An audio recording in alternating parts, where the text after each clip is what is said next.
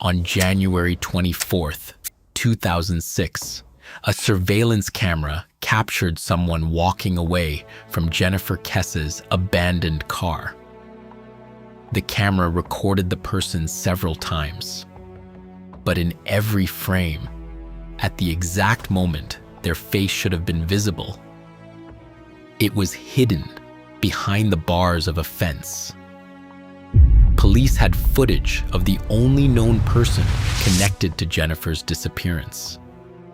Yet almost 20 years later, nobody can say who they were.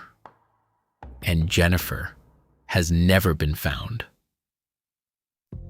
Jennifer Kesse was a 24-year-old finance manager living in Orlando, Florida.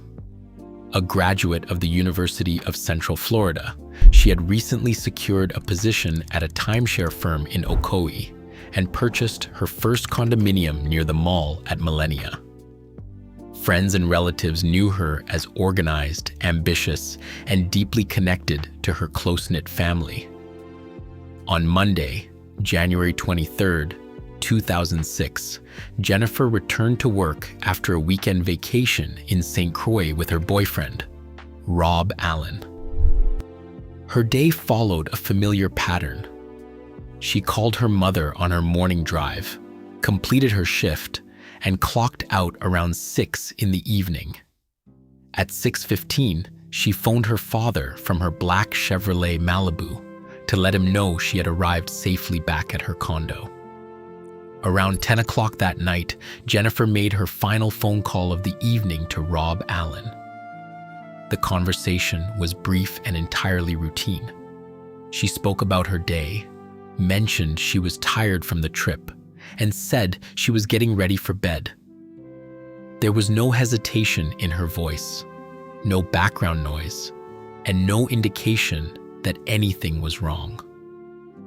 When the call ended, Jennifer locked her front door and prepared for the morning. It was an ordinary Monday night, ending with the quiet promise of a typical Tuesday ahead. At 8 o'clock on Tuesday morning, Rob Allen called Jennifer. The call went straight to voicemail.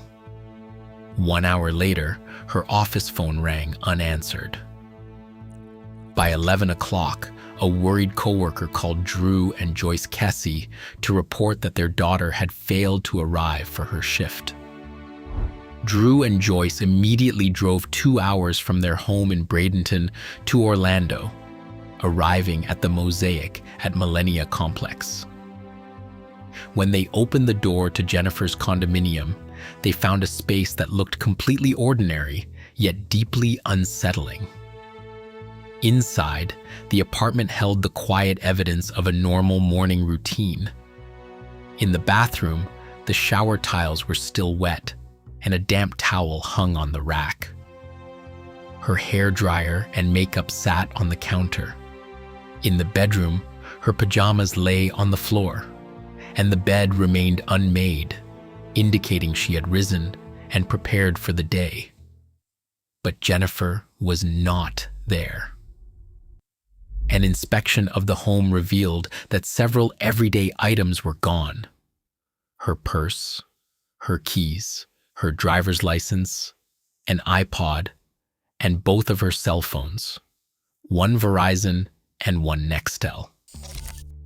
Outside, her black Chevrolet Malibu was missing from her assigned parking space. There was no evidence of a break-in. The door had been locked. The windows were intact, and the apartment showed no signs of a physical struggle. To her family, it appeared as though Jennifer had dressed for work, grabbed her things, walked out of her door, and vanished into the morning air. On Thursday, January 26th, 2 days after Jennifer vanished, the investigation moved beyond the walls of her condominium. A resident at the Huntington on the Green apartment complex, located approximately 1 mile away, noticed a black 2004 Chevrolet Malibu parked in an unassigned space. It was Jennifer's car. Police secured the vehicle, finding the doors locked. Inside, the interior appeared intact and undamaged. Her purse, keys, and cell phones were missing, leaving no immediate trail to follow.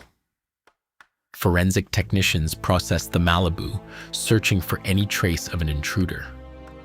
They discovered a faint boot print on the floor mat, but the scientific sweep yielded remarkably little. There were no biological stains, no signs of a struggle inside the cabin, and only a single latent fingerprint could be recovered. The recovery of the Malibu did not resolve the mystery. Instead, it established a second coordinate in a growing search, bridging the quiet privacy of Jennifer's apartment with the public terrain of Orlando. The vehicle was now a vital piece of evidence, holding the silent timeline of her final morning. The recovery of the black Chevrolet Malibu at the Huntington on the Green Complex immediately shifted the investigation from physical spaces to human movement. Mounted on a pole overlooking the parking lot was a security camera. This camera recorded the single most important visual clue in the entire case. On Tuesday, January 24th, at approximately 9:30 in the morning, just over an hour after Jennifer missed her first work meeting, her sedan pulled slowly into an unassigned space. The vehicle sat idling for about 30 seconds. Then, the driver's side door opened. An unidentified person stepped out of the car. The individual closed the door, locked it, and began walking away. Their physical demeanor was strikingly ordinary. They did not run, look around frantically, or show any outward signs of panic. Instead, they maintained a calm, steady pace, crossing the asphalt with a moderate stride. The footage captured the figure's general height, build, and dark clothing, but it did not reveal a name or face. The camera documented every step of this departure. This person walked with quiet, chilling deliberation, leaving the vehicle behind and moving out of the frame, carrying the answers to Jennifer's disappearance with them into the Orlando morning. The security camera captured the figure across roughly 36 frames. But a cruel geometric coincidence rendered the footage nearly useless.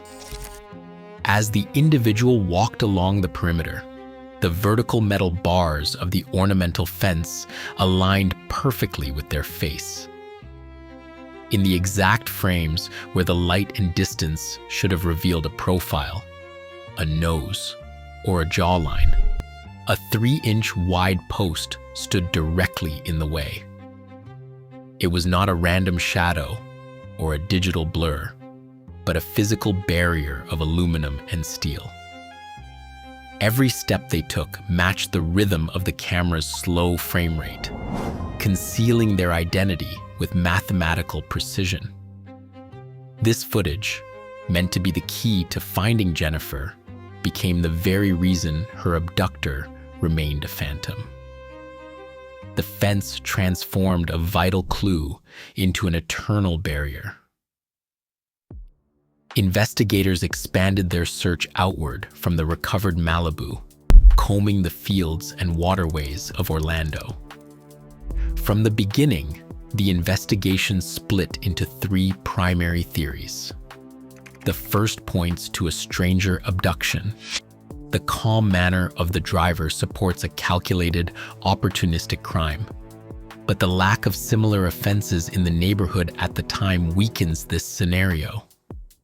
The second theory involves someone known to Jennifer or the complex, specifically the construction workers living in vacant units. Her documented discomfort around these workers supports this, but a lack of DNA or fingerprints matching any worker leaves it unproven. The third theory proposes a robbery or vehicle theft that escalated. Scratches on the car hood point to a struggle, yet the absence of her purse and keys from the vehicle suggests a far more targeted abduction than simple theft. In 2022, the Florida Department of Law Enforcement assumed full control of the active cold case. Investigators, as of January 2026, continue to run down leads, process physical evidence, and conduct fresh interviews, requesting that any credible tips be submitted to official state channels. Somewhere inside those blurred frames may be the last person who knows what happened to Jennifer Kesse. The camera captured them walking away. The fence concealed their identity. And 20 years later, the question remains: who was the person behind the bars? Somewhere inside those blurred frames may be the last person who knows what happened to Jennifer Kesse. The camera captured them walking away. The fence concealed their identity. And 20 years later, the question remains: who was the person behind the bars?